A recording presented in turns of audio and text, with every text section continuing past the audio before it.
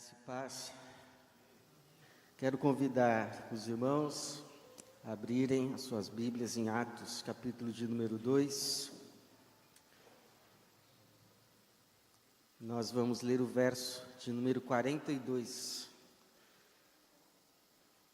Atos, capítulo de número 2, verso 42.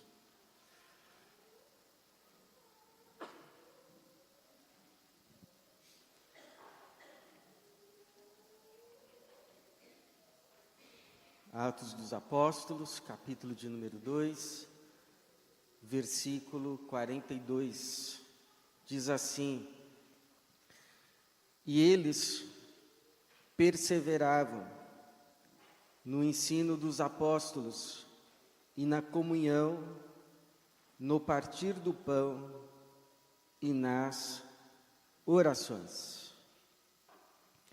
Obrigado, Senhor, pela Tua palavra.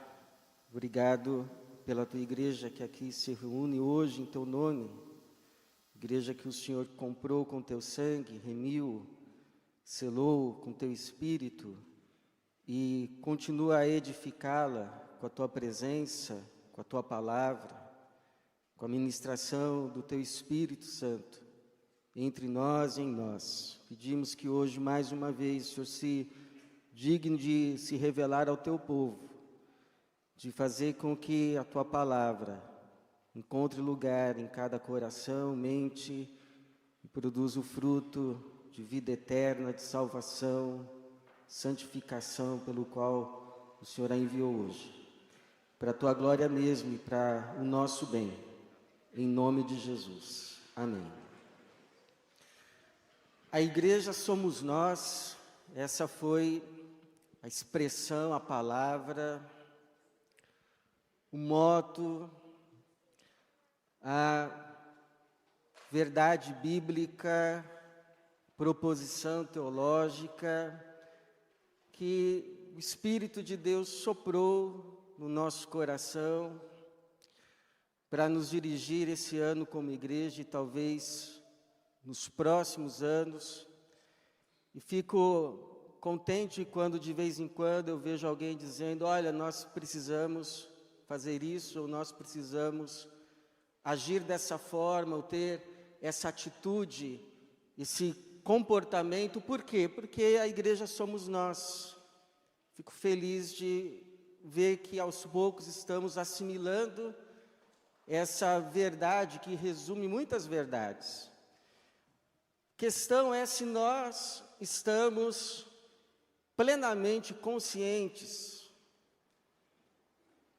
de todas as implicações do que de fato estamos dizendo quando afirmamos a igreja somos nós, para tudo que nós fazemos como igreja, que somos como igreja. Quais seriam as implicações missiológicas, as implicações eclesiológicas, quais seriam as implicações litúrgicas, quando afirmamos que a igreja somos nós? Você sabe que a igreja ela vai ganhar forma concreta. Alguns chegam a dizer, inclusive, que ela nasce. Ela já existia de forma embrionária, mas ela aparece de forma visível no dia do Pentecostes, no dia em que Jesus cumpre a sua promessa de derramar sobre os seus discípulos, sobre todos aqueles que criam nele, o seu Espírito. Então, no dia do Pentecostes, 50 dias depois da Páscoa, aqueles que estavam, os discípulos que estavam em Jerusalém, recebem do céu como dádiva, como dom, o derramar do Espírito Santo. Esse Espírito Santo vem, ele vem não apenas para alguns, ou sobre alguns, ele não vem apenas sobre os 12 apóstolos, ele não vem apenas sobre os 12 apóstolos, Maria e os irmãos de Jesus, ele não vem apenas sobre os 12 apóstolos, Maria e os irmãos de Jesus, e os 500 que já criam nele e que foram testemunhas da sua ressurreição. Mas esse Espírito, ele vem sobre todos esses que já foram mencionados, citados, mas também sobre os quase 3.000 recém-convertidos, que se converteram, inclusive, naquele dia mesmo, e que foram batizados e receberam o dom do Espírito. Então, quando esse verso de número 42 começa dizendo, e eles, eles, quem são esses eles? Esse eles é toda a igreja. Nesse dia, essa igreja podia dizer, a igreja somos nós. São os apóstolos, é Maria, mãe de Jesus e os seus irmãos, são os 500 que foram testemunhas da ressurreição, mas somos todos nós que nele depositamos a nossa fé, entregamos a nossa vida, criemos no seu sacrifício remidor na cruz e recebemos então igualmente, sem nenhuma distinção, do seu Espírito. Então aquela igreja já de mais de 3.000 pessoas, passa a ser a comunidade do Cristo, a comunidade que foi comprada por Ele, pertence a Ele, foi remida pelo seu sangue e foi selada como sua propriedade exclusiva pelo seu Espírito, e passa a ser não apenas a comunidade que pertence a Jesus, mas a comunidade na qual Jesus vive, por meio do seu Espírito. E esse Espírito de Jesus que passa a viver em cada um deles, os leva conjuntamente a algumas ações que o Lucas, evangelista, registrou. Ele diz que esses irmãos, todos eles, verso de número 42, e eles perseveravam no ensino dos apóstolos e na comunhão, no partir do pão e nas orações. A oração foi uma das incumbências, uma das tarefas que Jesus confiou à sua igreja e agora, habitando nela, por meio do seu Espírito, a leva a praticar. Então, essas orações, alguns vão dizer que poderia ser as orações marcadas no calendário judaico. Então, os judeus tinham horas marcadas para orações. Por exemplo, se você ler aí o capítulo 3, verso 1, você vai ver Pedro observando. Uma dessas orações, Pedro e João subiam ao templo na hora da oração, a nona, ou seja, 3 horas da tarde. Outros vão dizer que essas orações poderiam ser as orações que se faziam quando os crentes se reuniam. Tinha um tempo, um momento de oração. Pode ser tudo isso. Mas quando nós vamos para as páginas do Novo Testamento, nós vemos que a vida de oração dessa comunidade, dessa igreja, desses irmãos, ia muito além dessas orações. A vida de oração deles incluía outras orações. Então a pergunta, irmãos, que fica é como nós damos cabo desta tarefa que nos foi dada como igreja por Cristo e que o Espírito nos move a ela, a tarefa da oração. Como é que nós podemos dizer como igreja aqui, a igreja somos nós, também nas orações. A igreja somos nós também na oração. Baseado ou a partir desse texto, mas tendo como referência também outros textos, especialmente do Novo Testamento, nós vamos perceber que nos é revelado, que nos foi confiados pelo menos 3 tipos de oração. há pelo menos 3 tipos de oração que Jesus nos confiou e estão registradas nas páginas das Escrituras, e que certamente o Espírito dele nos conduz a praticá-las. Quais são esses 3 tipos de oração? Então, o primeiro tipo é a oração por nós mesmos. É a oração por aquela pessoa que você chama de eu. É a oração por você. Você deve orar por você. Pelo menos 2 vezes Jesus ensinou os seus discípulos, e nesses discípulos nós estamos incluídos, a orarem por eles mesmos. E nestas 2 vezes, o propósito de se orar por si mesmo sempre foi um só: não entrar em tentação. Não entrar em tentação. Jesus vai dizer lá em Mateus 6,13, na oração que ele nos ensinou, ele nos ensinou a orarmos assim: e não nos deixes entrar em tentação, mas livra-nos do mal. Quando ele vai para o Getsêmani, ele avisa os seus discípulos, ele os exorta: vigiai e orai, para que não entreis em tentação. O espírito está pronto, mas a carne é fraca. Vocês querem fazer o que é certo, mas se não orar, vai dar lugar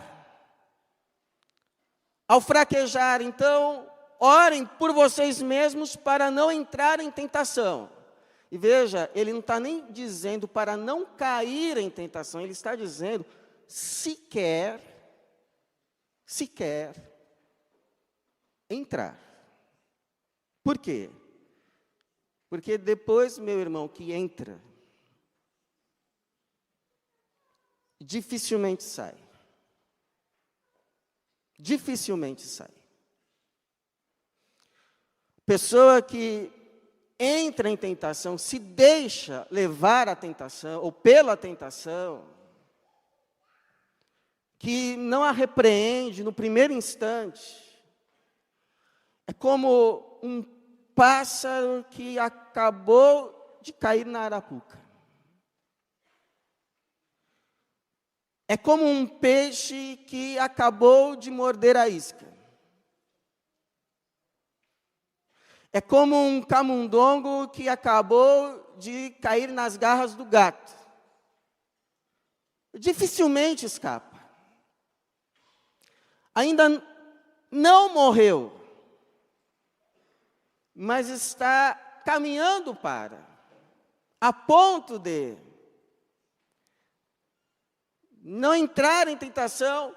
E quando se cai na tentação, o prejuízo não é só para a pessoa que entrou e caiu nela, mas para muitos, se não para todos que estão ao redor dela. Então não existe esse negócio de, o que eu faço só traz consequências para mim. Não tem esse negócio, o meu pecado só faz mal para mim mesmo, para mais ninguém. Não é verdade. Não é verdade. Você se lembra da história de Acã. Acã, que havia sido avisado juntamente com todo o povo de Deus que não se deveria tomar dos despojos da cidade de Jericó, mas ele vê uma capa babilônica, ele vê 200 ciclos de prata, ele vê uma barra de ouro, então ele cobiça, e ele toma, e ele esconde. E aí o povo vai para uma segunda batalha, um povo muito menor, eles nem se dão ao trabalho de irem com todo o exército, vão apenas com alguns, e perdem a batalha. Dão as costas para os seus adversários. Josué então rasga as vestes, porque ele sabia o que implicava aquilo. A notícia ia se espalhar pela região, os povos inimigos iam saber do que aconteceu, iam se encorajar, iam cercar. Então ele se cai em terra, ele clama a Deus, e Deus olha para ele e diz: por que você está aí prostrado? Tem pecado no meio do povo. Tem coisas que eram para ser consagradas ao anátema, à destruição, mas estão no meio do povo. Enquanto não se retirar esse anátema, eu não vou estar com vocês.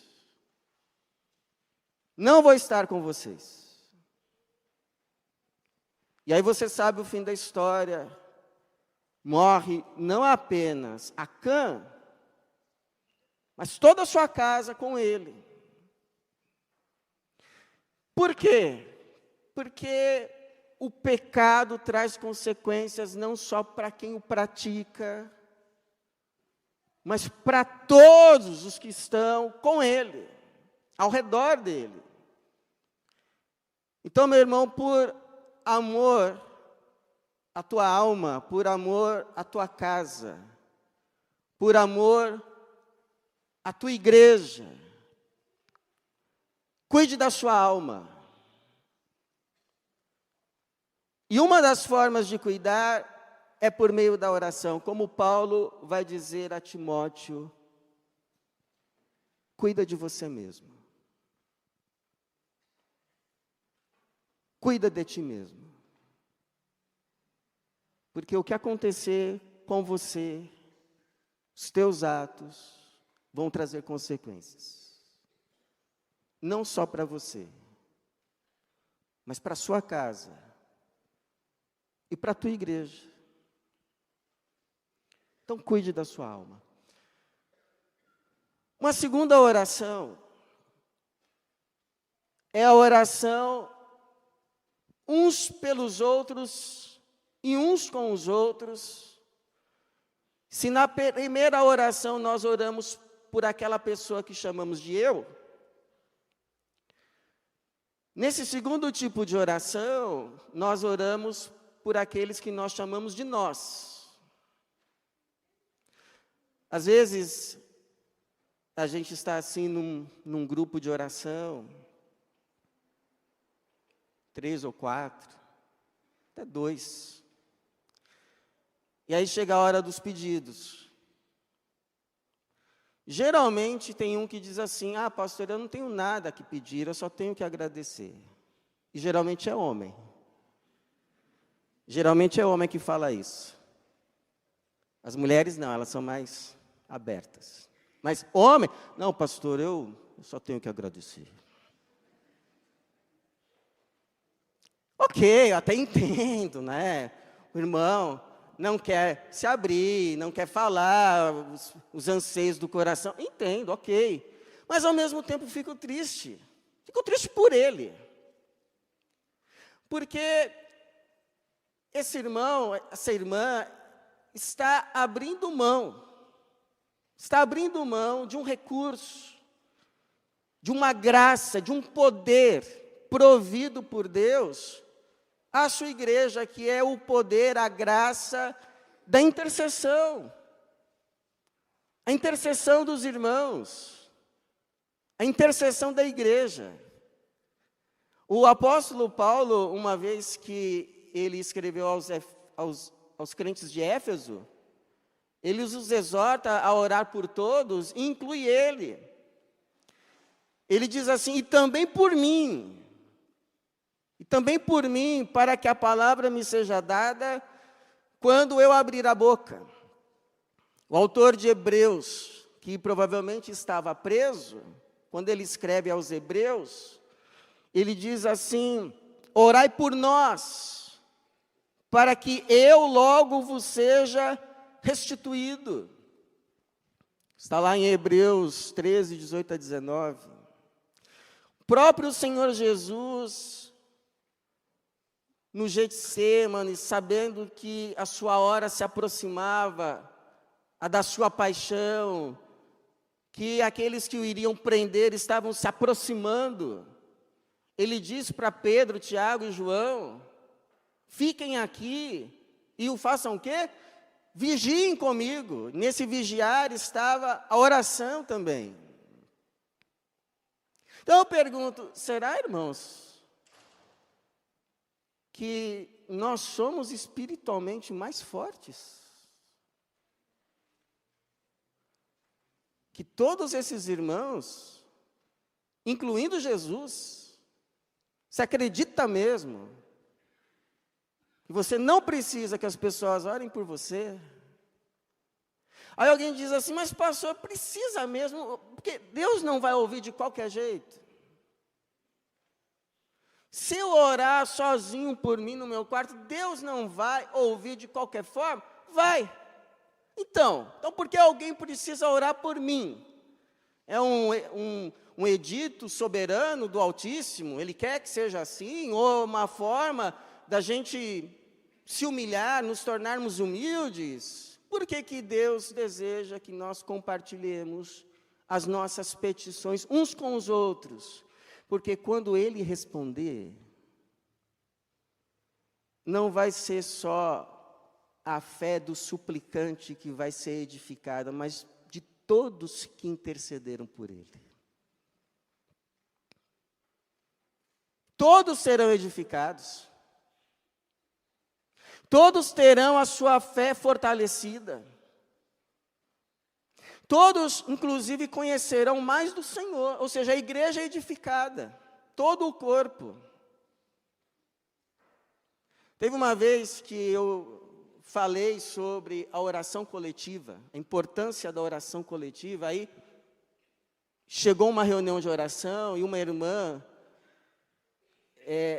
movida por aquela palavra, ela compartilhou um pedido, que eu achei assim extremamente corajoso compartilhar. Ela disse, eu e o meu marido, a gente gostaria de ter uma casa.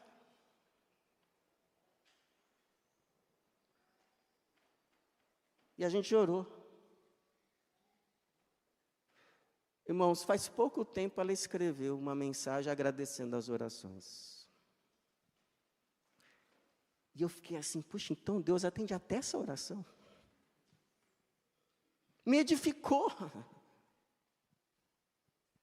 Deus atendeu a oração dela, a nossa. Você lembra quando Pedro estava preso? Toda a igreja orava por ele.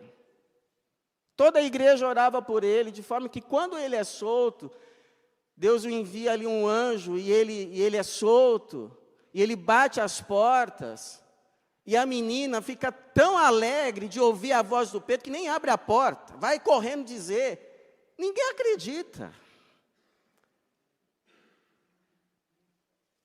Porque eles estavam orando talvez por uma coisa assim, puxa, Tiago já foi, a gente está orando pelo Pedro porque tem que orar, mas vai ser muito difícil. De modo que quando Deus faz, ninguém acredita. Mas quando eles vêm, é o Pedro mesmo. Não só a fé de Pedro, mas a fé de toda a igreja fortalecida. Toda a igreja conhece do poder e da graça de Deus. E o Pedro ainda diz assim, avisa o Tiago, que era irmão de Jesus, então o líder da igreja. E esse Tiago vai depois escrever lá na sua epístola, capítulo 5:16, a súplica de um justo é muito eficaz. Então, eu não estou dizendo, entenda bem, eu não estou dizendo que Deus vai dar casa para todo mundo, não estou dizendo isso. Entenda bem. E não estou dizendo que é para você sair abrindo a tua vida para todo mundo, não estou dizendo isso.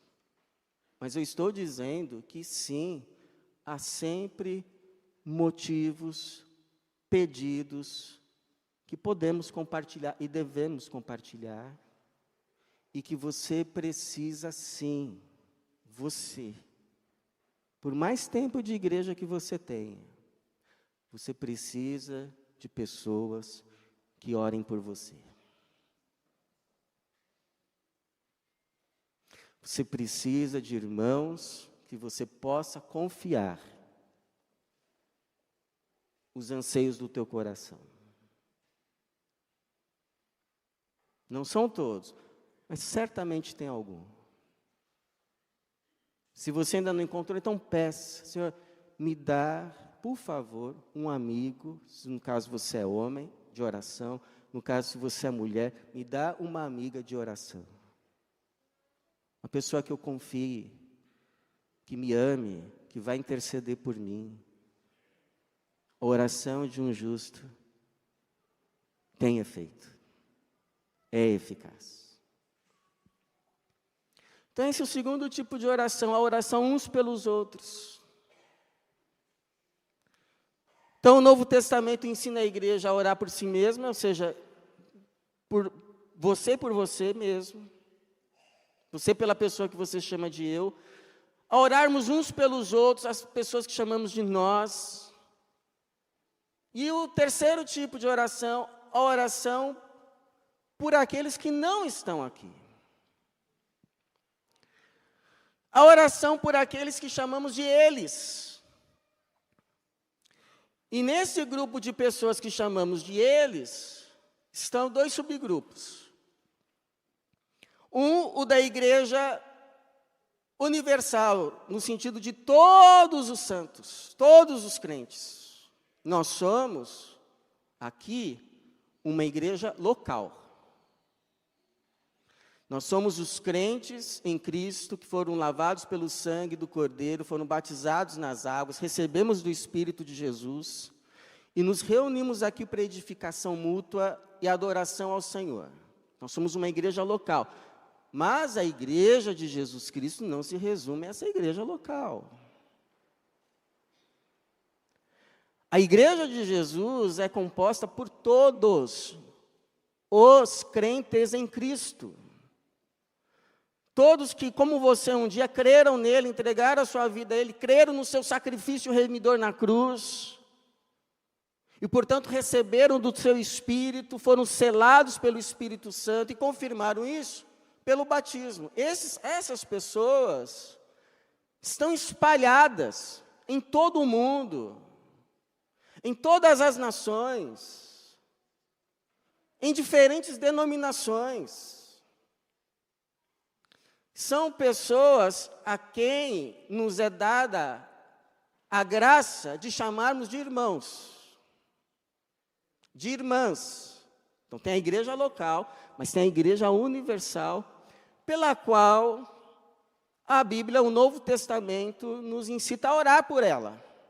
Paulo também, mais uma vez, ele vai dizer, Efésios 6,18, com toda a oração e súplica, orando em todo o tempo no Espírito, e para isso mesmo, vigiando com toda a perseverança e súplica por todos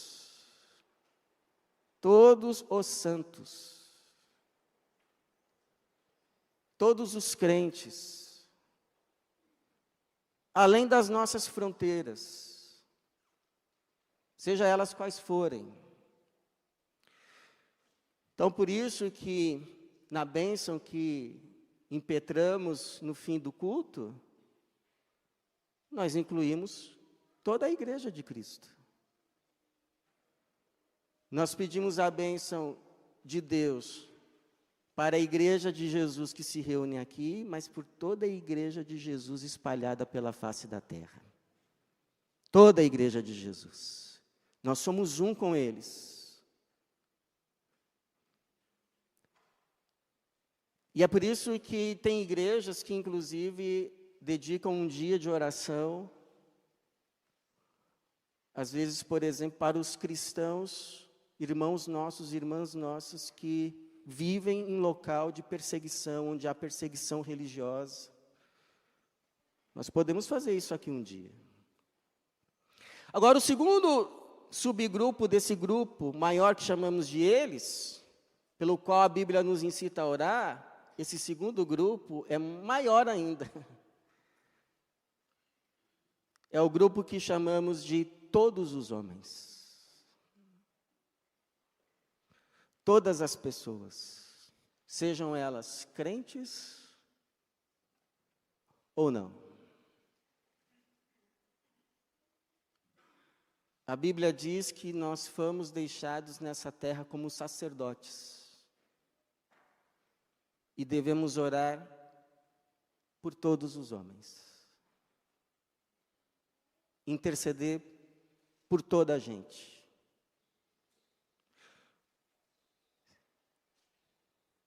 Primeira Timóteo 2, 1-2.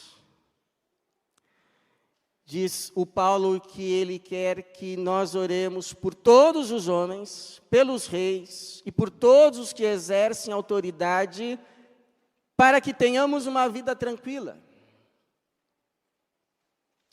Por que devemos orar por todos os homens?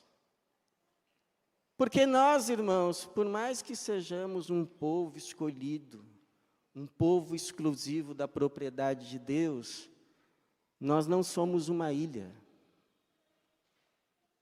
Se acredita mesmo que se a economia piorar ainda mais, vão ser só as empresas dos não crentes que vão quebrar.